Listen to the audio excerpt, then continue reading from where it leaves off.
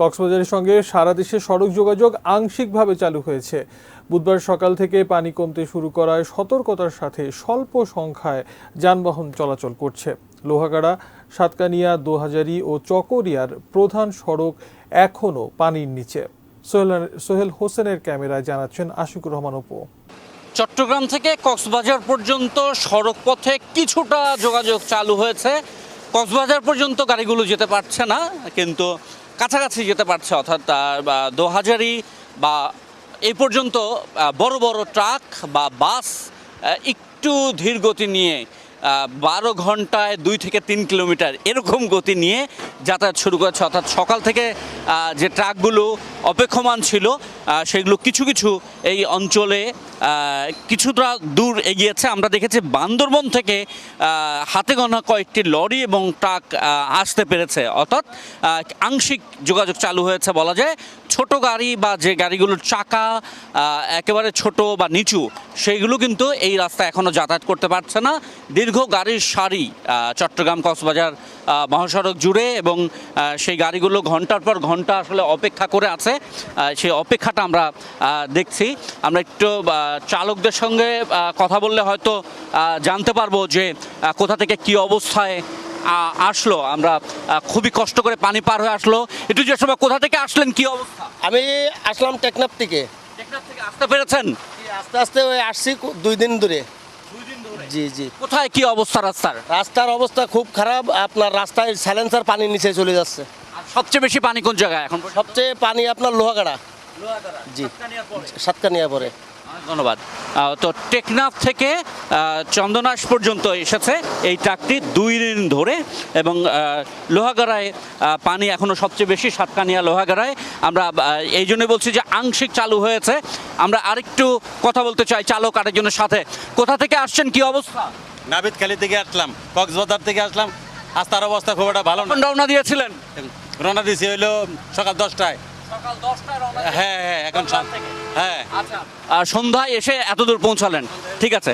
যে আমরা এমনটাই আসলে দেখছি কক্সবাজার থেকে গাড়িগুলো যেগুলো সকালে রওনা দিয়েছে, বা টেকনাফ থেকে গত 2 দিন 1 দিন আগে রওনা দিয়েছে, সেগুলো আসলে কাছাকাছি একটা দূরত্বে, অর্থাৎ 50, 60 বা 70 কিলোমিটার পর্যন্ত দিনে 10 ঘন্টায় পাড়ি দিতে পেরেছে। আমরা কিছু জায়গায় এরকম পরিস্থিতিও দেখেছি, অর্থাৎ রাস্তায় গাড়ি পড়ে আছে, বেশ কিছু জায়গায় রাস্তা ধসে পড়েছে, কিছু জায়গায় মেরামত দেখেছি।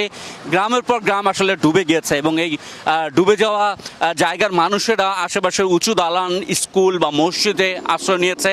গবাদি পশুগুলোকে তাদের এরকম জায়গাগুলোতে আশ্রয় দেওয়া হয়েছে, এবং এর পাশাপাশি সাধারণ মানুষ, এলাকাবাসী, সরকারি বেসরকারি নানা প্রতিষ্ঠানের পক্ষ থেকে আসলে ত্রাণ বিতরণ করা হচ্ছে। সেই ত্রাণ বলতে আসলে শুকনো খাবার, কারণ সড়ক যোগাযোগ তো আজকে সকালের আগ পর্যন্ত একেবারে বন্ধ ছিল। এলাকাবাসী বলছে যে এখানে এই জায়গাটিতেই কোমর পানি ছিল, সেই কোমর পানি এখন হাঁটু পানি হয়ে গোড়ালি পানিতে এই জায়গাটায় এসে পৌঁছেছে। কিন্তু গতকালকে এখানে কোমর পানি ছিল, এবং এখান দিয়ে কোনো রকম যান চলাচল গতকালকে করতে পারেনি। আজকে সকাল থেকে যান চলাচল কিছুটা করছে, এবং তার সুবিধা নিয়েই বড় গাড়িগুলো আসলে পার হচ্ছে। এর পাশাপাশি আমরা দেখেছি যে বহু গাড়ি আসলে বিকল হয়ে গেছে পানির কারণে। সেই কারণে রাস্তায় কিছুটা বিভিন্ন পয়েন্টে যানজট তৈরি হয়েছে।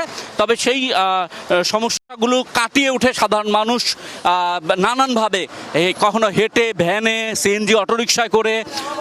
কোথা থেকে আসছেন? ও, রাস্তা পারাপার। আচ্ছা, বন্যার কারণে ব্যাগ এবং সরঞ্জাম নিয়ে আসলে তারা এই এলাকা ছেড়ে একটা উঁচু কোনো বসত ঘর বা কিছু খোঁজে যাচ্ছে, এবং সেক্ষেত্রে হয়তো যে ভ্যানগুলো মালামাল পরিবহন করে সেগুলো খুব বেশি সাহায্য করছে। আমরা একটু কথা বলতে চাই, কোথা থেকে আসছেন, কি পরিস্থিতি? আমরা আসছি আসলে চিটং থেকে, ঢাকা থেকে। তো আমরা মেইনলি এখানে এসেছিলাম মানুষদেরকে ত্রাণ কার্য পরিচালনা করার জন্য।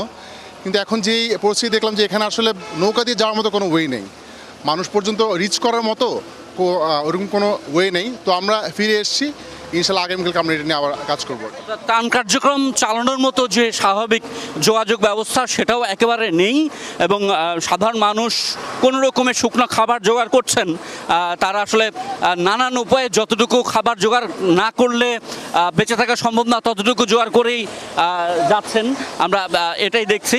এবং যতদূর বুঝতে পারছি বা পানি যেভাবে কমছে, অর্থাৎ বিভিন্ন মানুষের কাছ থেকে যা শুনলাম এখানে যে পরিমাণ পানি ছিল এবং যে পরিমাণে কমেছে তাতে অন্তত বলা যাচ্ছে বা সাধারণ মানুষ ধারণা করছে যে আগামীকাল সকাল নাগাদ এই অঞ্চলের পানি একেবারে কমে যাবে এবং সাতকানিয়া লোহাগাড়ার পানিটাও কমে যাবে, অর্থাৎ পানি নামা শুরু করেছে এবং আজকে সকাল থেকে নামছে।